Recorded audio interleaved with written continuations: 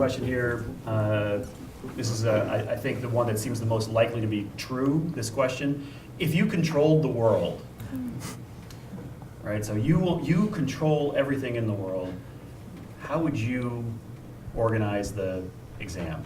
Is this the right exam? Is there something that you would do differently? Is this what we should be focused on? Well, I think that the people who write this test have a very hard job. We have a profession that is incredibly challenging. You can't put it, I think it's hard to put in silos. So the siloed version of the exam, it's one way to do it, but I don't know that it tests your ability to be an architect, right? We cover everything. So this new approach, I think, is getting closer to what I would do because it's a little bit more real life. We're you know, if we don't know something, we're going to figure it out. We're going to go to the code book. We're going to find a solution, and I feel like this exam will be more on those lines. But it's a hard test to write. I don't know that I have an answer for that. I would say that from experiencing all the four, actually my favorite exam was structures because it had this resource material. Okay, it was the worst to study for. That was really, really boring. Definitely a few cat naps in my books. But as far as taking the test, it was the most straightforward. It was probably one of the easiest ones, and it had the resources that had formulas and some like material compositions and some equations for you to use as a guide, which I thought most paralleled with our practice, right? I'm going to look things up every single day. I'm not going to say, oh, I remember that, it's this equation. No, I'm going to cross-check it always. And so I think that one closely most resembled the profession. Not that we do structural calculations like that all the time, but because no one knows what 5 is yet, really. I don't really know if it will fully implement what we do in the field. So if I ruled the world and I could make the ARE test, I think I'd probably make it parallel to the way the structures is in 4.0, where you have references that you can go to that are there for the length of the exam. So still specific sets of information, types of questions, but then there's a lot of reference material within that to be able to go back and forth with. Yeah.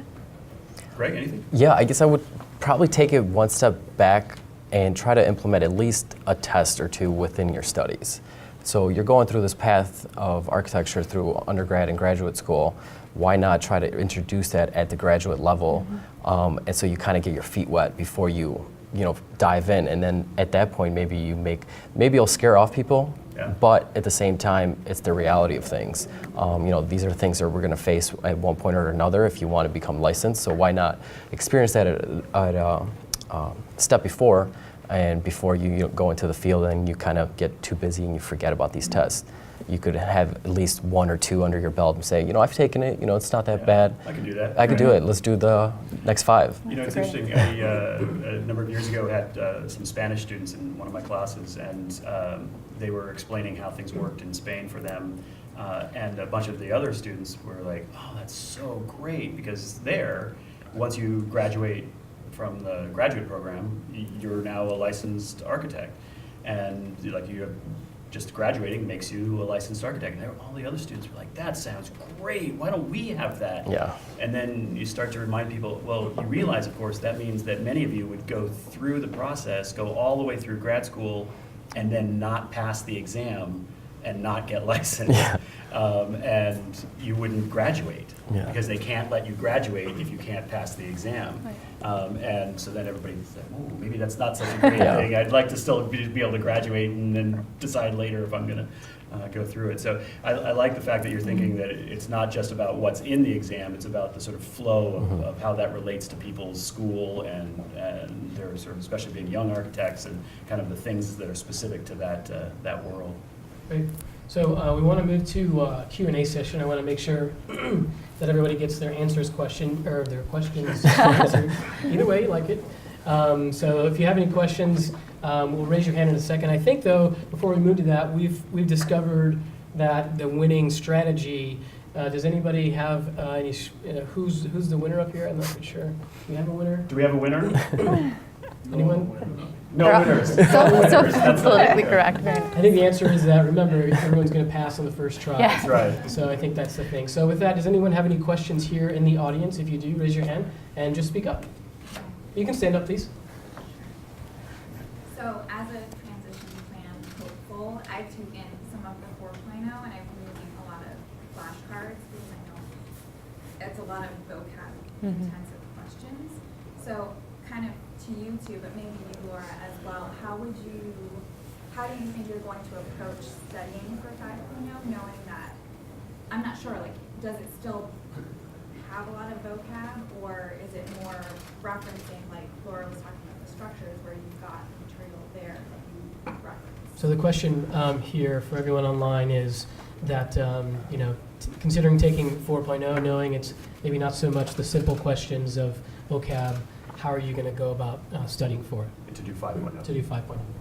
Yeah, I think that's 4.0 siloed in that way where it is a lot of memorization and knowing a certain approach. I think for 5.0 you have to be able to apply things much more. That's my understanding based on NCARB's guidebook, that it's really taking the knowledge that you've quote unquote memorized or that you've learned and then applying it to a scenario. So I think practicing that, and hopefully when everyone comes out with their materials, we'll be able to do that more. I think the case studies that people are going to come out with, the problems are going to be the key to the 5.0. And I guess, I don't know why this reminded me of it, but it's worth noting that there is a demo exam on the NCARB's website. So you can kind of take a look, see how the things are laid out. You could mess around with the toolbar, which is new to the 5.0. Maybe just to kind of alleviate some of that thinking and, how is it going to be structured overall? One of the things that they've been saying very clearly at NCARB is that they want to move away from questions that are, did you memorize this thing, and move more into questions that are more sort of time-based, sort of real, and like you have some reference material, you have some other material, you kind of look back and forth and you find that information. So they're going to move away from questions that are like, okay, how many square feet are in an acre? You either know it or you don't know it, kinds of questions. But having said that, these other questions, when you're reading through the information that is in this more sort of interactive setup, there's going to be something in there that's going to reference square feet and something that's going to reference acres. And so it's super handy if you already know how many square feet are in an acre. So they're not really moving away from that information. They're just trying to move away from that as a direct, simple question, and to make these questions a little bit more interactive. So I think my response to the question about flashcards and things, I think that's still all going to be useful as one portion of the way to think about the exam. I think we had one more question. I saw somebody maybe raise their hand.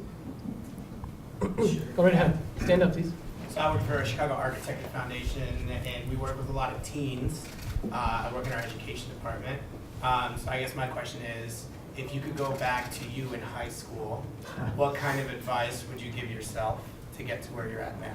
So the question was, if you could give advice to yourself going back to high school, what advice would you give yourself in the pursuit of becoming an architect?